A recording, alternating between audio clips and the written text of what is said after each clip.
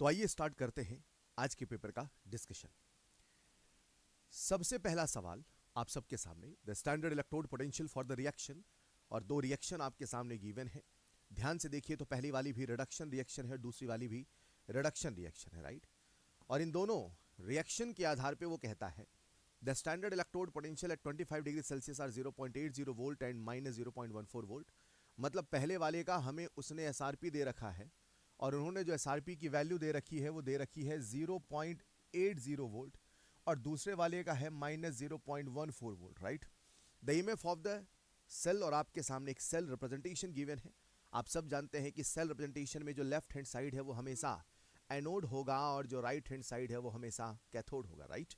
ध्यान से देखो यहाँ कंसंट्रेशन 1 मोलर है, और अगर कंसंट्रेशन 1 मोलर है मतलब मेरे प्यारे बच्चों स्टैंडर्ड कंडीशन है, यानी जो ई सेल होगा वही ई नॉट सेल के बराबर होगा।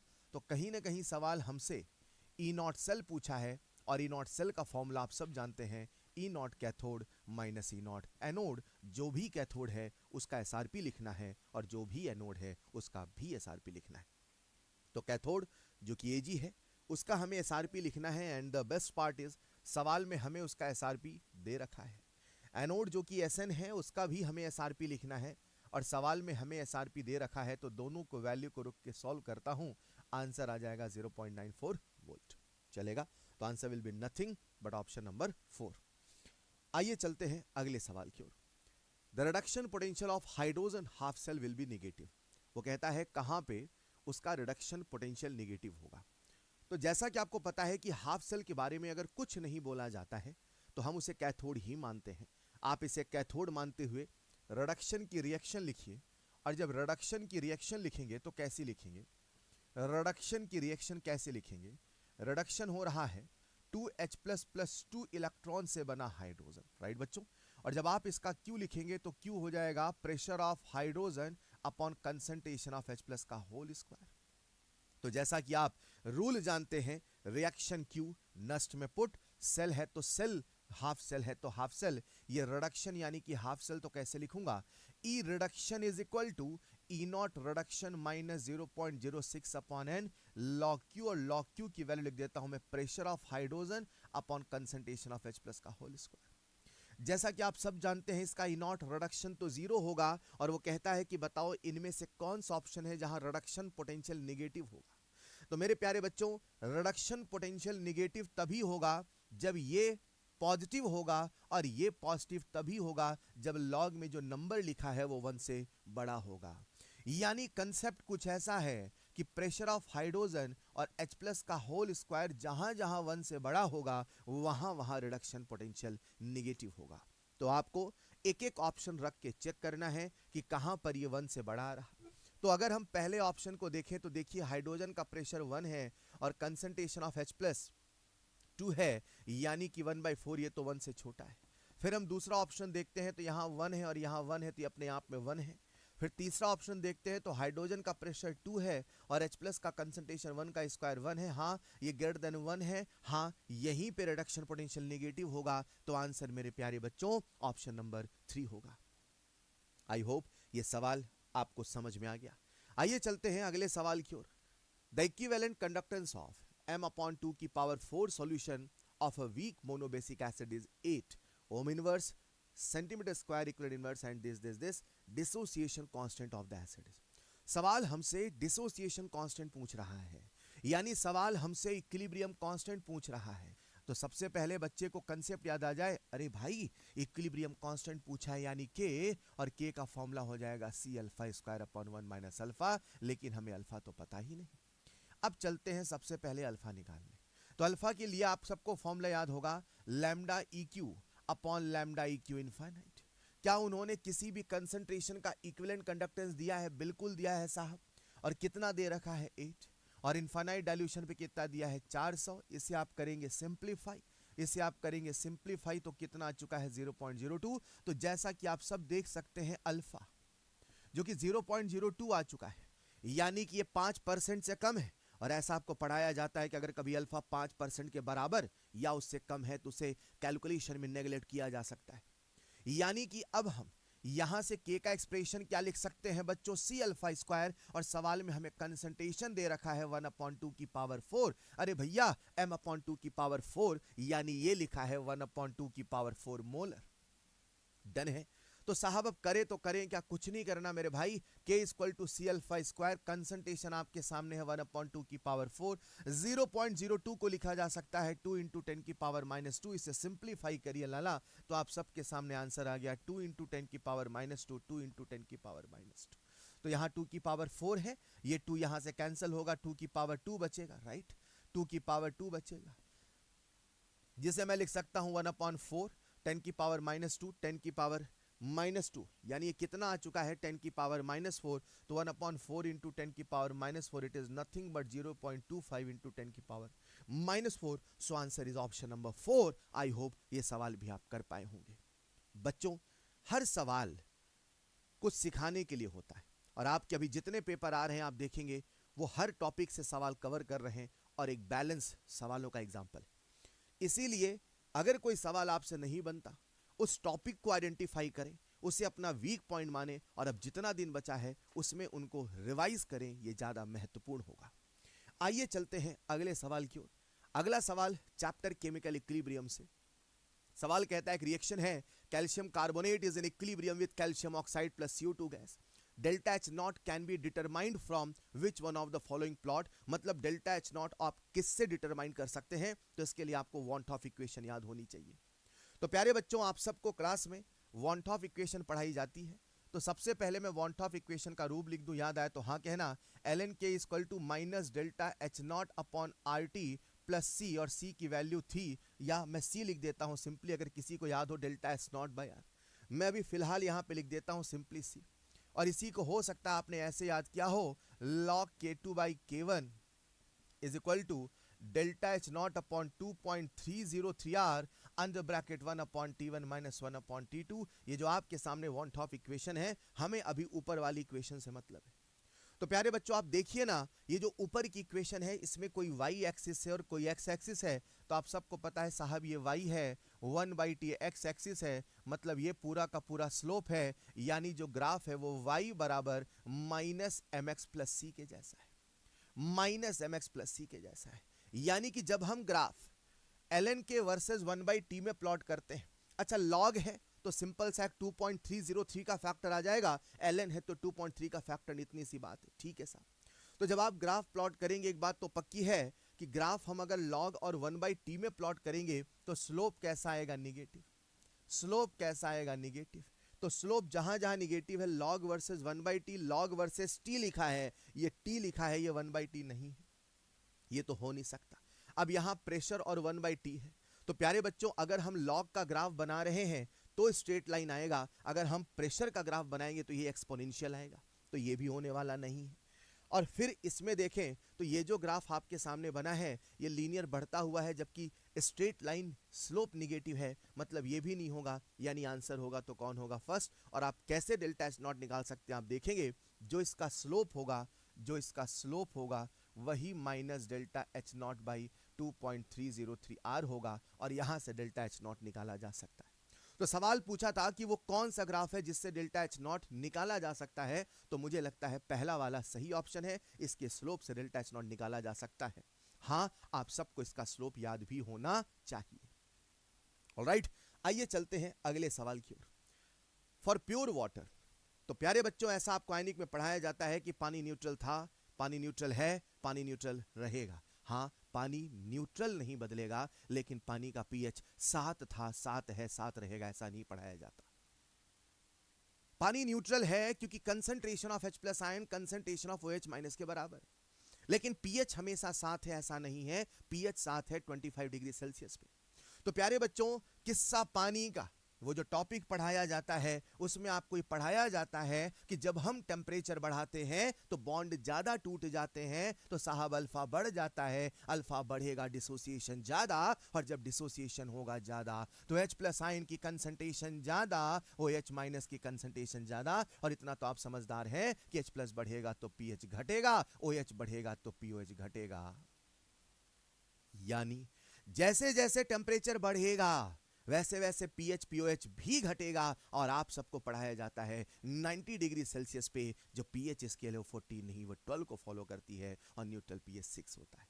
तो बच्चों सवाल क्या कहता है, for pure water both pH and pOH decreases with increase in temperature, बिल्कुल सही बात है। Both pH and pOH increases, गलत बात है। पीएच डिक्रीजेस पीओएच इंक्रीजेस, गलत बात है। पीएच इंक्रीजेस पीओएच डिक्रीजेस, गलत बात है। आसान सवाल, हाँ बच्चे कई बार इसमें कंफ्यूज हो जाते हैं वो पीएच से। पानी न्यूट्रल था, पानी न्यूट्रल है, पानी न्यूट्रल रहेगा। PH 7 is the definition of neutrality, ऐसा नहीं है। अगर आप इसे समझ पाए हैं तो आइए चलते हैं अगले सवाल की ओर। For a gas phase reaction of first order, ऐसे सवाल हमने पहले भी दिए, बन गया होगा आप सबसे मुझे उम्मीद है।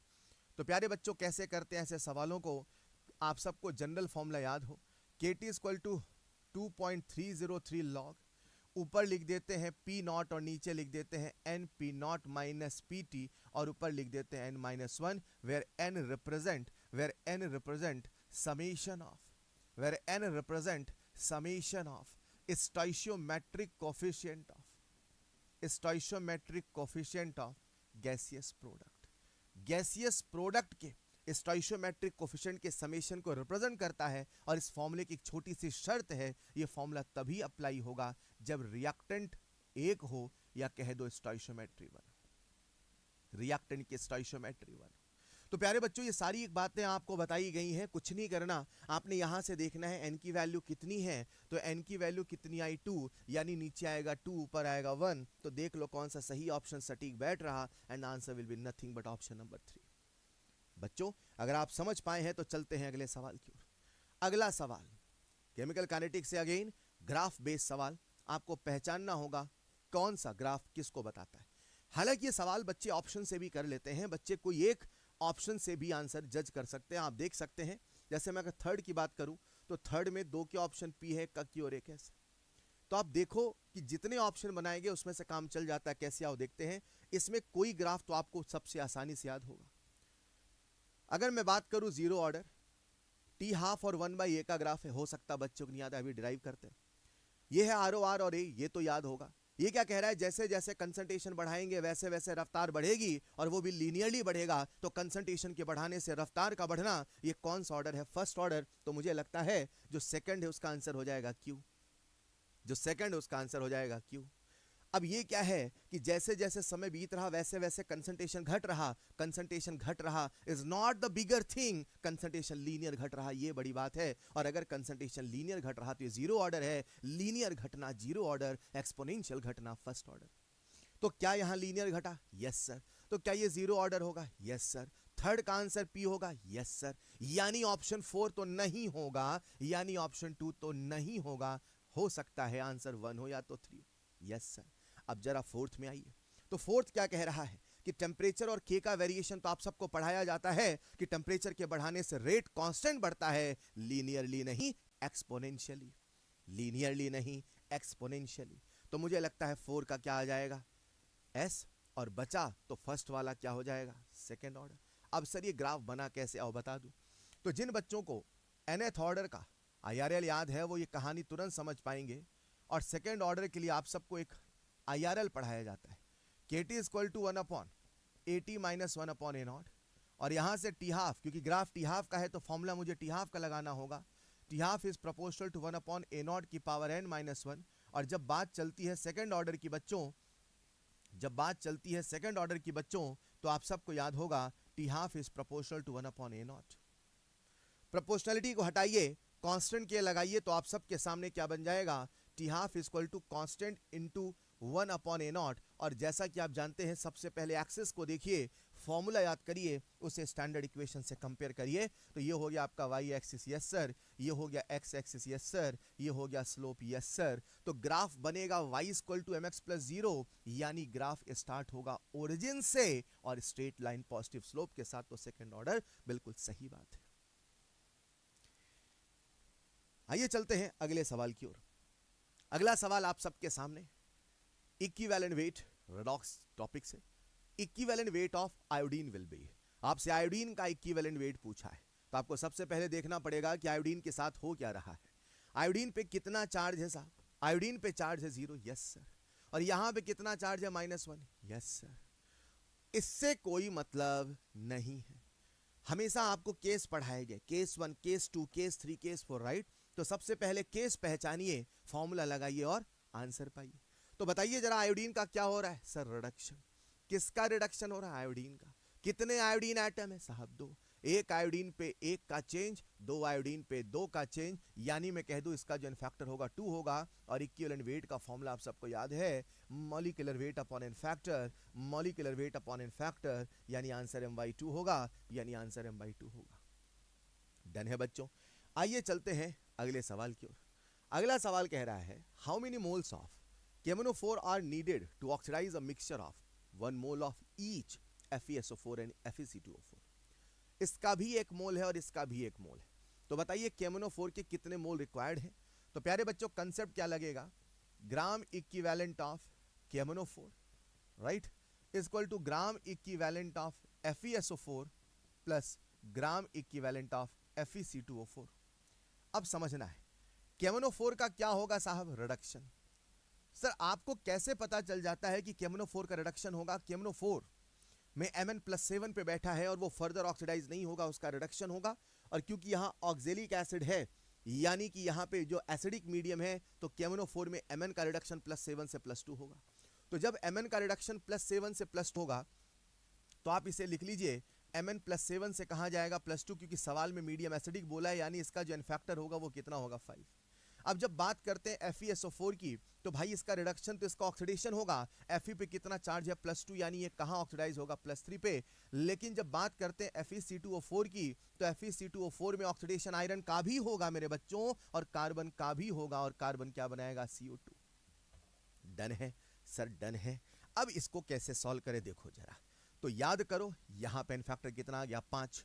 यहां पे कितने का चेंज है? 1 आयरन पे 1 का चेंज, तो इसका फैक्टर कितना? 1। यहां पे आयरन पे चेंज है 1 का, इसे बोलोगे N1। यहां पे 1 कार्बन पे 1 का चेंज, 2 कार्बन पे 2 का चेंज, इसे N2 बोलोगे 2। तो what is the final n factor of ferrous oxalate? क्या जाएगा? 3। खत्म कहानी है। वैल्यू को पुट करिए, सॉल्व करिए। तो KMnO4 के मोल उन्होंने हमसे पूछे, यस। एन फैक्टर होगा 5, यस। FeSO4 के मोल है 1, एन फैक्टर है 1 + 1 × 3, जरा चेक करिए। तो 3 + 1 4, यानी आंसर कितना आ चुका आप सबके सामने? 4/5। It's a simple numerical, right. Answer will B first. Done है बच्चों। आइए चलते हैं अगले सवाल की ओर। अगला सवाल स्टेटमेंट बेस्ड सवाल, आसान सा सवाल। The de Broglie wavelength of an electron decreases as kinetic energy decreases.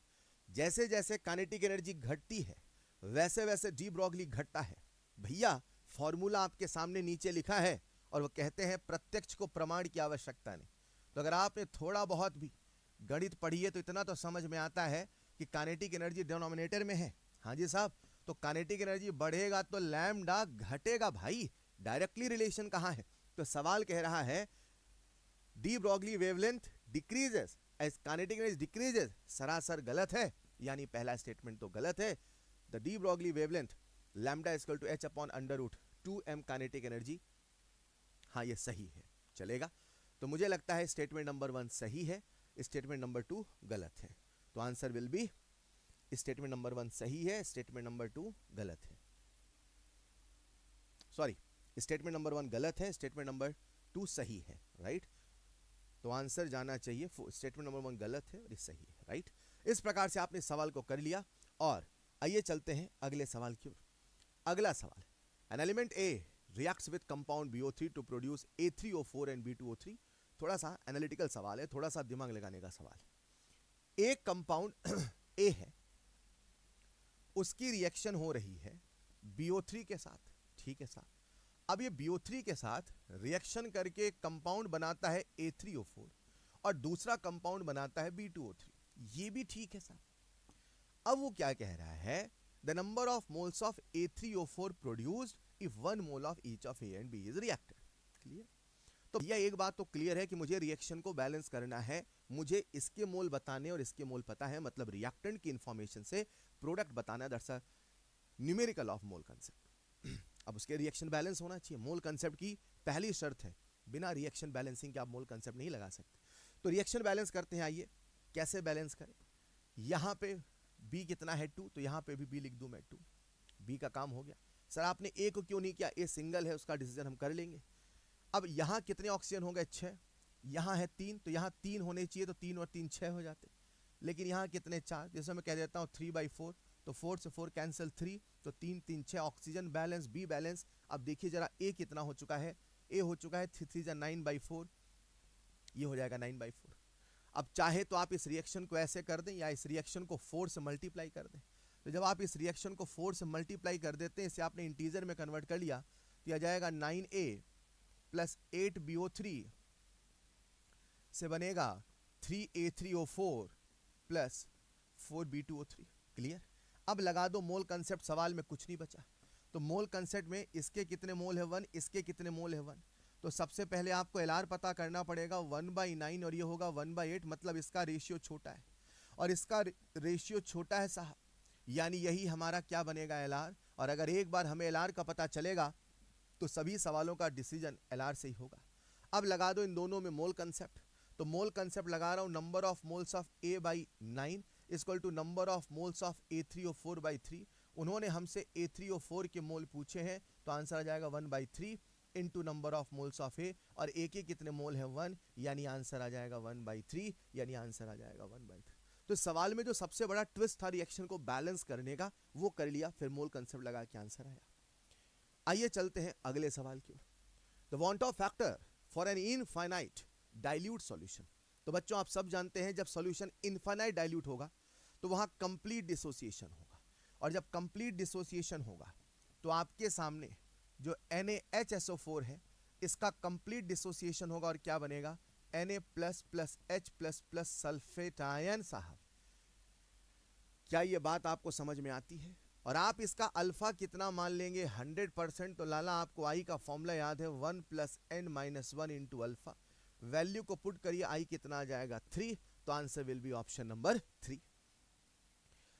अगला सवाल, the amount of solute that must be added to 180 gram of water so that vapor pressure of water is lowered by 10%। Vapour pressure की lowering का सवाल है, यानी RLVP का सवाल है। और आपको तुरंत कंसेप्ट याद आ जाए, RLVP का कोई भी सवाल आएगा मेरे मन में सबसे पहले पहला फॉर्मूला आएगा, लेकिन अगर वेट और मॉलिक्यूलर वेट पूछा जाएगा तो मेरे मन में दूसरा फॉर्मूला आएगा। अब बच्चे को ये तो समझ में आ गया कि भैया RLVP का सवाल है, और जब भी परसेंट आता था सर कहते थे P0 100 ले लो। वेपर प्रेशर कितने से घट गया 10 से, यानी जो PS है वो कितना हो जाएगा 90। अब मैं फॉर्मूला लगा दूं तो P0 - PS upon PS is equal to NB upon Na। Clear है बच्चों? Is equal to NB upon Na, और NB यानी कि number of moles of solute is equal to weight in grams upon molecular mass, weight in grams upon molecular mass. Right, सारी value को put करो तो 100 - 90 आ जाएगा 10। PS कितना मेरे भाई 90, और ये कितना आ चुका है आपके सामने, सॉल्व किया तो 600, यानी W/600। इसे करिए सिंप्लीफाई, आप सबके सामने आंसर आ चुका है, और आंसर जो लगभग आता है 66.67 ग्राम के आसपास, यानी answer will B option number 2। अगला सवाल, if enthalpy of formation of C2H4 CO2 and H2O at 25 degrees Celsius are this the change in enthalpy for the combustion of C2H4 is। प्रश्न हमसे कंबशन का डेल्टा H पूछा है, और उस reaction में इन्वॉल्व सभी सब्सटेंसेस का फॉर्मेशन का डेटा दिया है। तो डेटा किसका दिया है? फॉर्मेशन का। तो लाला फॉर्मूला लगाओगे दिमाग, फॉर्मूला, और फॉर्मूला क्या चलेगा सभी बच्चों को पता है, enthalpy of reaction is equal to summation enthalpy of formation of product minus summation enthalpy of formation of reactor. Hello, तो सर रिएक्शन कहां है? अरे भाई उसने पूछा है the calculate change in enthalpy for combustion, तो आपको C2H4 का क्या कराना पड़ेगा? कंबशन। तो C2H4 + O2 से बनाइए CO2 + H2O, और इसे कर दीजिए बैलेंस।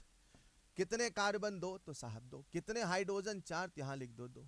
ऑक्सीजन कितने हो गए 4 + 2 6, यानी यहां लिख दोगे 3, या कह दो X + Y/4 चलेगा, X + Y/4। ठीक है क्या? अब क्या है सुनिएगा, इसका उन्होंने मुझे फॉर्मेशन दिया, इसका भी फॉर्मेशन, इसका भी फॉर्मेशन। तो एंथैल्पी ऑफ रिएक्शन निकाल रहा हूं तो सीधे वैल्यूज को पुट करूंगा। वैल्यू एक बार मैं लिख देता हूं, C2H4 का डेल्टा H फॉर्मेशन कितना दे रखा है ना, वैल्यूज को संभल के लिखना है 52, CO2 का कितना दे रखा है -394 और पानी का कितना दे रखा है -286। वैल्यूज को संभल के लिखते हैं। तो प्रोडक्ट माइनस रिएक्टेंट, ये फॉर्मूला लगा रहा हूं मैं, राइट। सर कहते थे सबसे पहले ब्रैकेट लगाओ, तो लो मैंने ब्रैकेट लगा दिया, अब सॉल्व कर रहा हूं। तो 2 इंटू CO2, CO2 कितना -394 प्लस 2 इंटू H2 कितना -286। अब माइनस कर दूं यहाँ 52 और जब आप इसे सॉल्व करते हैं तो आंसर आता है -1412 के आसपास, यानी answer will be nothing but option number 2। ठीक है बच्चों, अगर आप इसे भी समझ पाए हैं तो आइए चलते हैं अगले सवाल की ओर। अगला सवाल घुमाने वाला सवाल, आपका समय खाने वाला सवाल, लेकिन अगर थोड़ा सा कंसेप्ट लगाओ तो बहुत आसान सवाल। फालतू की बातें, दुनिया भर की कहानी, दुनिया भर की लैंग्वेज है। कंसेप्ट बड़ा सिंपल है। आइडियल गैस है क्या? Yes sir. आइसोथर्मल है क्या? Yes sir. और अगर सवाल कहता है आइसोथर्मल आइडियल गैस मेरे भाई, अगर सवाल कहता है आइसोथर्मल आइडियल गैस मेरे भाई, तो डेल्टा यू बराबर Q plus W. Delta U कितना? 0। क्यू बराबर -W। Yes sir. तो सर क्या मुझे वर्क डन के लिए वो -P एक्स डेल्टा भी नहीं करना? No sir. जितना हीट है उतना ही तो -W के बराबर है। प्रश्न कहता है इट एब्जॉर्ब 208 जूल। एब्जॉर्ब किया यानी सिस्टम को मिला, यानी जो Q हो जाएगा वो हो जाएगा +208, और अगर Q इतना होगा तो वर्क हो जाएगा -208, यानी answer will be nothing but option number 1। खत्म है सवाल। तो छोटा सा सवाल, आपको वर्क के फॉर्मूले में फंसाने की कोशिश की गई। अगर ये कंसेप्ट याद है तो फिर इजीली सवाल खत्म हो गया। तो प्यारे बच्चों, ये था डिस्कशन आपका पेपर का। Wish you all the best. Thank you so much.